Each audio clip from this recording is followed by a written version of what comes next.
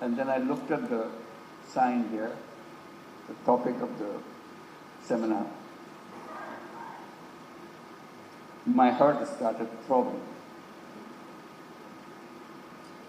And it didn't stop since then. And it was throbbing as I heard the speeches louder and louder, with expectations. Expectations that we raise on three magic words: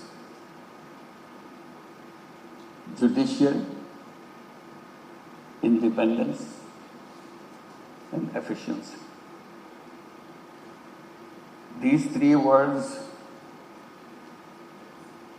define the foundation of the society. And July Uprising gave us the opportunity to build that civilization. And this is where we are,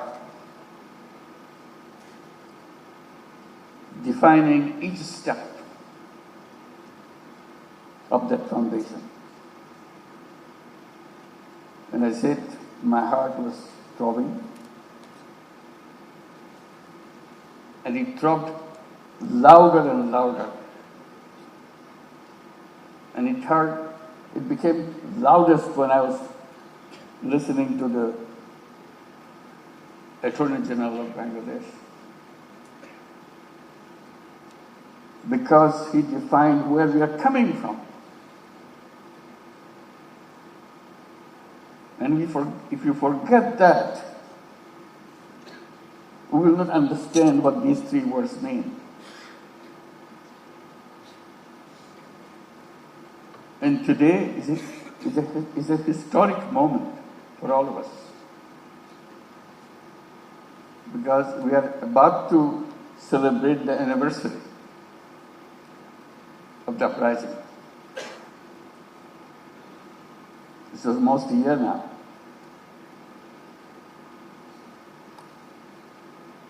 Our young people define their aspirations with their blood. And it's our job to make their dream come true, the dream of creating new Bangladesh. This is what we are talking about. This is the step one. Nothing can work until we go back to these three words and establish them. And everything else is possible if you make this beginning in the right way. And thank you, Honorable Chief Justice, for elaborating every single step of the way, what the needs are, what we must do. So today, on this historic moment, let's pledge that we'll make it true, make it come. Because this opportunity will never come again. We must not let this slip away from us. The heart that was throbbing will make that happen if you keep it throbbing until we achieve those words, which is given as a theme for the seminar.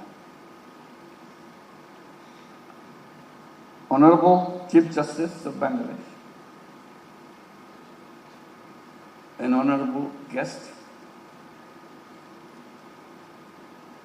honorable ambassadors and high commissioners, I feel very privileged to be here today. For the very reason that I explained, this is where it all begins. If we cannot get this right, the rest of it will not come right. So let's make sure we make it right. This seminar is particularly timely and significant, as I explained, as it has been convened during a pivotal period of reform of Bangladesh. Every nation awaits a moment of transformation, an opportunity to mark a new beginning. This is our moment. We want to redress the past anarchies, maladministration, despotism, and authoritarianism, and to set the country on a path of good governance and rule of law. Such moments are not engineered. They are the product of organic popular urge to dismantle all establishments and their vestiges. These movements have no single author. Rather, they symbolize our unity. Spontaneous in nature, they appear as a contradicting force, emerging to address injustices that have been inflicted on us in every aspect of our nation's life. These junctures thus hold the key to a nation's future. In human history, such opportunities are rare. Indeed, for many nations, they are rather a singular moment. And for us, this moment probably will never come back to us if we miss it. It's not only we miss it, it also gives us the warning that it will never come back. Therefore, these are moments of truth, profound reflections, and united efforts, shaping the fate of the entire nation. A nation's future, consequently, hinges critically on how it navigates these defining moments. Ladies and gentlemen, Bangladeshis are now living in such a critical moment, born from the sacrifices of the thousands of promising, bright, brave young lives. The July Revolution represents our nation's united stand against the injustice ingrained within our social, economic, and political fabric. Indeed, this awakening has come at the tragic cost of thousands of lives, leaving thousands more wounded. Now, we, the living, bear the solemn duty to realize the hopes and aspirations of the martyrdom and the wounded, of the martyred and the wounded. Our debt to them is limitless. We have a long road ahead to fulfill the promises of the July Uprising. We bear an ingrained responsibility to honor the sacred memory of those who laid down their lives in July Uprising. The sole way to discharge this burden is to ensure justice for the heinous crimes against the humanity committed during the months of July and August of 2024. Today, the nation stands united in its determination to hold the perpetrators accountable. In pursuit of this goal, 2 international crimes tribunals have been established to investigate and prosecute the crimes against humanity that occurred in July-August 2024. These tribunals are functioning with full independence, impartiality, and in compliance with due process. We are duty-bound to the nation to see this process through without delay. And I assure you, I remain fully committed to upholding this solemn responsibility.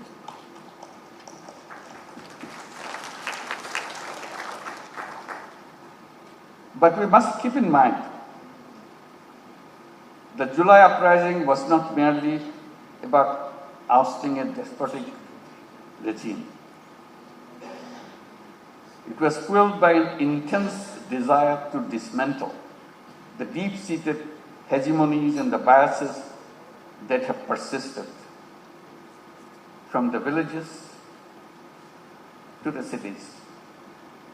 Through the revolution, we aim to create a just society where liberty, equality, and dignity would guide all our actions. The uprising sought to break down the old order and rebuild the state so that no individual or party could ever become despotic or authoritarian. These hopes and aspirations now place upon us the daunting task of reimagining the state and redefining the boundaries of its key institutions. And today, we as the stakeholders of this reform stand pledge-bound to do what we are owed. When we speak of reform, we are not talking about minor tweaks that will fall apart under the pressures of time and power. We speak of tasks left undone in the last 54 years since our independence. We speak of changes that will create a powerful democracy, while ensuring that democratic aspirations do not twist into either authoritarian desires or populist yearnings. Using populist tactics to win elections and then abusing and manipulating the power structures, dismantling checks and balances, and turning oversight bodies into tools of oppression, these are common strategies from the autocratic playbook. The opportunity for reform endowed on us by the July Revolution presents us with the opportunity to design such mechanisms and power structures that can foil these autocratic maneuverings. The governance of the state in the 21st century presents distinct challenges to securing polities founded on democratic ideals. These challenges range from countering rising populism to repelling authoritarianism, illiberalism, and similar threats. Bangladesh has unfortunately experienced all of these challenges at various stages and varying degrees. It is widely argued that there is one institution, namely judiciary, that can play the most significant role in addressing these issues. That's why we are here today, to make sure we build a judiciary to make it happen. As an organ of the state, in line with the theory of separation of powers, the judiciary bears the responsibility to uphold and deliver justice, both broadly and individual cases. In the past years, however, have shown how the integrity of this vital institution has been undermined, to say the least. How the judiciary was co-opted to empower state machinery rather than limit it. How it was used to circumvent checks and balances. and how it was weaponized to clamp down on dissent. All of these have led us to this particular moment today, necessitating reform so that the judiciary can reclaim its independence, efficiency, and a process initiated under the leadership of Honorable Chief Justice of Bangladesh and being undertaken by the Ministry of Law and Justice of the interim government. Distinguished guests, in considering reform initiatives, we must assess the effectiveness and credibility of various institutions and structures in shaping Bangladesh's future. The judiciary is no exception. It is a concerted effort to bring about meaningful change. Judiciary Reform Commission has been formed and it submitted its report grounded in deep research into the country's unique circumstances.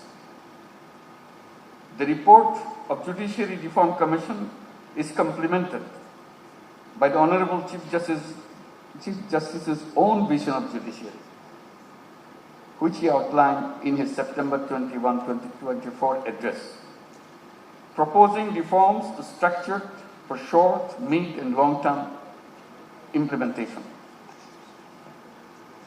It is a promising development that the Commission's findings and Chief Justice's proposals converge on many key points, reflecting a shared commitment to their common objectives. The proposed reform cover a broad spectrum. Some focus on infrastructural upgradation and digital empowerment of courts and their staff. Others aim at enhanced judicial efficiency more generally. In advancing these reforms, the Supreme Court of Bangladesh has played a key role in drafting legislation for appointing judges to the Apex Court. The new tiered mechanism makes the appointment process transparent, accessible, and more reliable in selecting the best candidates.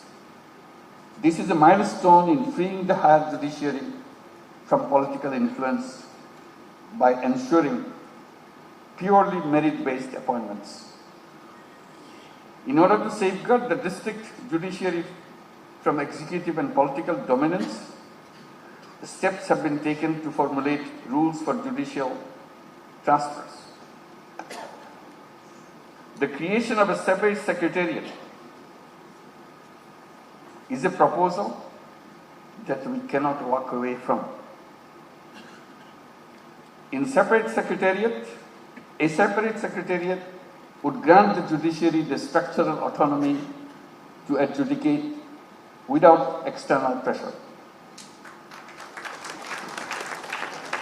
It is also commendable that as part of the reforms, the Supreme Judicial Council has been made fully operational, ensuring judicial accountability and independence. I extend my heartfelt gratitude to the Honorable Chief Justice for leading these reforms. His initiative in visiting every division of Bangladesh to garner support and inculcate consensus has fostered a strong sense of ownership in the process in all judicial officers and other stakeholders. In this demanding work of reforming the judiciary, we have not been alone. I am very deeply grateful for the generous support provided by the European Union, UK, UNDP, Sweden, and our partners across the international community. If fully implemented, these reforms will mark a new dawn for Bangladesh, fulfilling the aspirations for which so many have sacrificed. Let us not dwell on the past obstacles. Instead, Let us move forward, act decisively, and realize the dreams of our martyrs by building a society of equality, dignity, and liberty. Ensuring an independent and efficient judiciary will significantly advance these pursuits.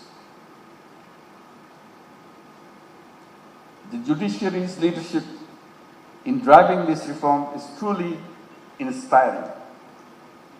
We are deeply committed in achieving an efficient and independent judiciary, and we look forward to its effective realization. The fate of these crucial aspirations and initiatives depends entirely on our collective efforts. We must bear in mind that our actions during this significant period will echo through time and will make it happen. Thank you very much.